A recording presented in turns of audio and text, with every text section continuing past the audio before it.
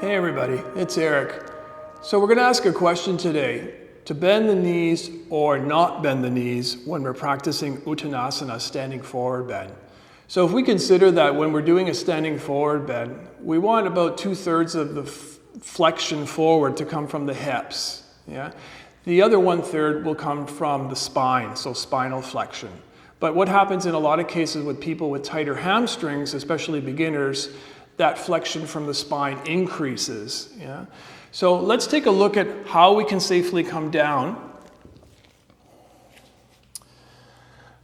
by bending the knees if you're feeling a little bit of tighter hamstrings. And something I ask you to try out, because you always want to experiment with your body here a little bit and see how it feels in your own body, not just take the word of everybody of how to do something. Experience it in your own body. Yeah, so let's bring the feet hip distance apart, hands to the hips, and then see what happens if you lift your knees and flex your quadriceps. Yeah, so this is going to help produce something in the hamstrings called eccentric contraction. Yeah, so that the hamstrings are not just pulling apart, they're also contracting at the same time. And I find this to be a safer movement when we're folding forward. So with the knees bent slightly, the weight's going to be more distributed equally under the feet, hands to hips. And then when we're folding forward, keep the knees slightly bent, sternum reaching forward. And then take the hands, when you stop bending hip flexion, hands to the blocks. So I can go up high on the blocks because perhaps somebody is here with the hands under the shoulders. Okay? Or perhaps one day somebody will work towards this position here. Or somebody will work towards this position here, or maybe the hands on the floor.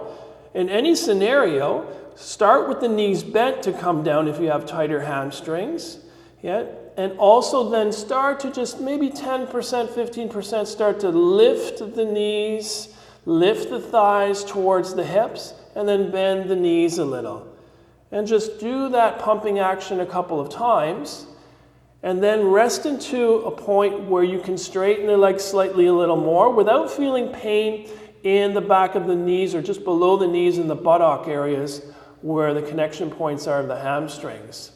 Then with the knees slightly bent, take the hands to the hips, sternum forward, inhale, slowly come standing up. Okay? So one other thing we want to consider is that what happens a lot with beginners, and even I see this with experienced yoga students, is they'll bring the hands to the hips to fold forward perhaps, and let's try it with the big toes together now.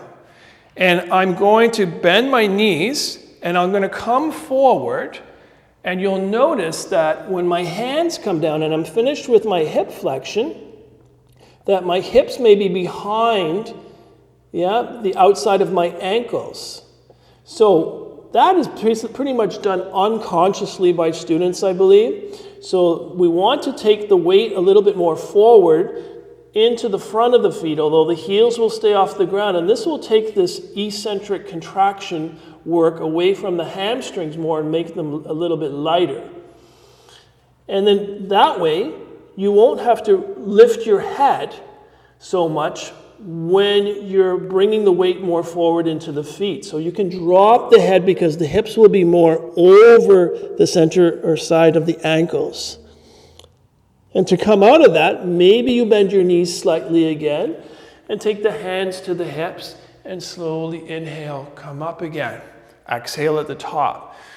So to bend the knees or not bend the knees, for beginners or if you have tighter hamstrings, bend the knees to start, come down, and then focus on just slightly straightening the legs by lifting the kneecaps, flexing the quadriceps for this eccentric contraction. And then if you're a little more advanced and you don't feel pain in the back of the knees or the bum, coming down, lifting the knees, folding forward, and taking the hands to where they can be comfortable, dropping the head when you bring the hips more over the outer side of the ankles. The one thing we don't want to always do is keep the knees bent all the time. If we keep the knees bent all the time, we're never really going to access the hamstrings and open the hamstrings at all. So just some food for thought there. Try it out in your own time and see how it feels in your own body. That's it for today. Peace out, everybody.